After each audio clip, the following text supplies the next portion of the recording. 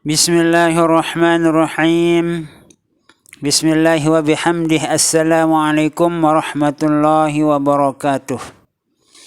Jamaah kaum muslimin muslimat yang berbahagia, khususnya warga besar Nahdlatul Wathon dan Nahdlatul Wathon Diniyah Islamiyah yang selalu kompak utuh bersatu dalam meneruskan perjuangan Al-Maghfurlah Bapak Maulana Syekh Tuan Guru Ki Haji Muhammad Zainuddin Abdul Majid Pancor. Semoga kita semua selalu dalam keadaan sehat walafiat, panjang umur, murah rezeki yang halal, selamat dunia wal akhirah, mati dalam husnul khatimah, masuk surga bighairi hisab, selalu dalam ridha dan maghfirah Allah Subhanahu wa taala fid dunia wal akhirah, selalu dalam pemeliharaan Allah Subhanahu wa taala dari segala macam mara bahaya dunia dan akhirah. Amin amin amin. Istajib doana ya Allah, istajib doana ya Allah, istajib doana ya Allah. Agisna ya Allah ya rabbal alamin. Al-Maghfurlah Bapak Maulana Syekh Tuan Guru Ki Haji Muhammad Zainuddin Abdul Majid Pancor sekitar tahun 1991 miladiah, dulu di Musholla Al-Abrar, Pancor, Lombok Timur, Nusa Tenggara Barat. Di saat pengajian beliau di hadapan tulab dan tolibat Ma'had Darul Quran wal Hadis Al-Majidiyah Syafi'iyah Nahdlatul Wathon Pancor. Pada saat itu Al-Maghfurlah Bapak Maulana Syekh menceritakan Imam Haramain yang cukup terkenal dari sejak masa beliau sampai sekarang pun.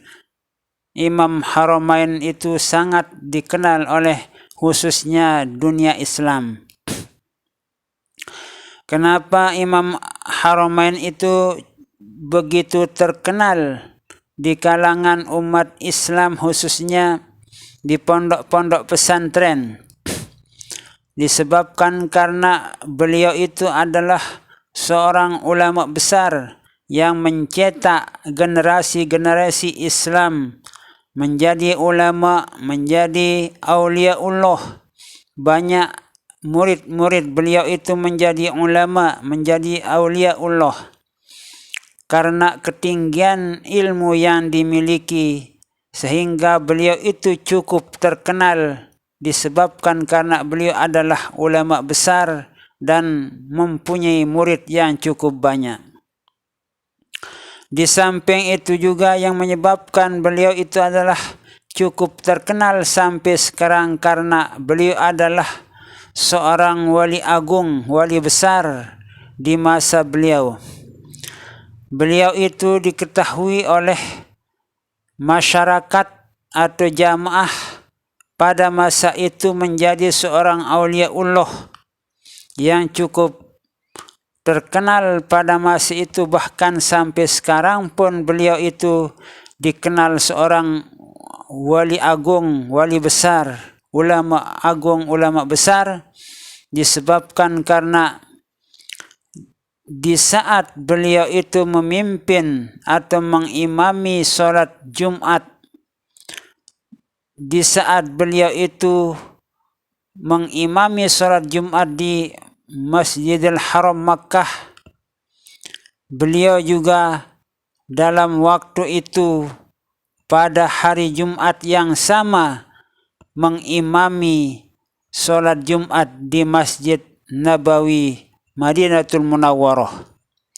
Dalam satu hari Jumat, beliau itu bisa mengimami sholat Jumat di dua tempat, Masjidil Haram dan Masjid Nabawi Madinah. Kalau kita berbicara masalah jarak antara Makkah dan Madinah itu kurang lebih 400-an kilometer. Seandainya kalau Imam Haramain berjalan dengan menggunakan onta yang kecepatannya melebihi sepeda motor pun tidak akan bisa sampai, malahan waktu sholat Jumat akan habis baru sampai ke Madinatul Munawwarah. Namun karena itu adalah suatu karomah yang dimiliki oleh Imam Haramain tersebut, sehingga dalam satu Jumat itu, satu hari sholat Jumat itu bisa mengimami sholat Jumat di dua tempat, yaitu di Masjidil Haram dengan Masjid Nabawi Madinatul Munawwarah.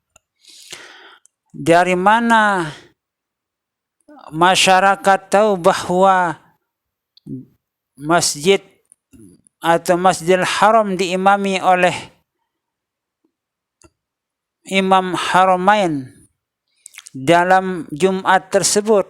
Kemudian dari mana juga masyarakat tahu bahwa Imam Haramain itu sedang mengimami sholat Jumat di Masjid Nabawi Madinah?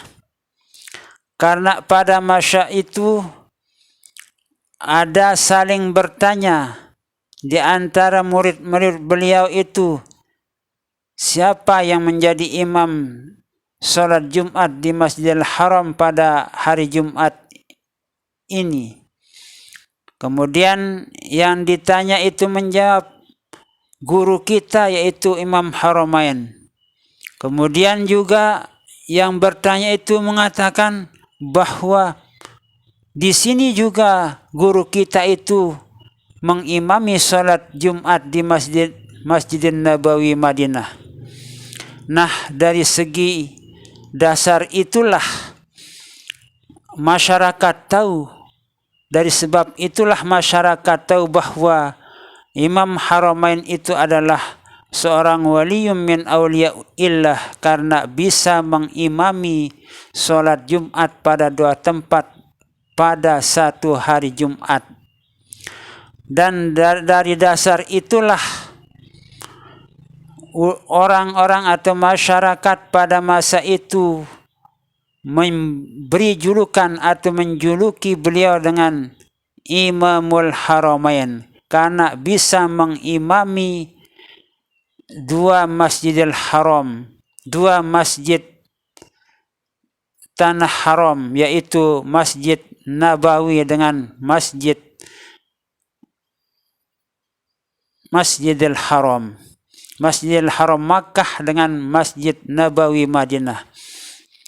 Dua tanah haram, tempat masjid yang diimami oleh Imam Haramain, Masjidil Haram Makkah dengan Masjidin Nabawi Madinah, itu termasuk dua tanah haram, sehingga beliau itu dijuluki dengan Imam Haramain karena mengimami dua sholat Jumat pada dua tanah haram di Masjid Madinah dengan Masjidil Haram Makkah.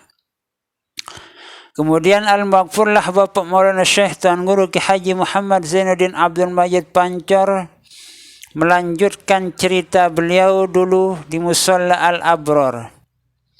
Di saat Imam Haramain sudah meninggal dunia dan dikuburkan atau dimakamkan, di saat itu para murid beliau itu membacakan talqin seperti yang kita lakukan pada saat ini.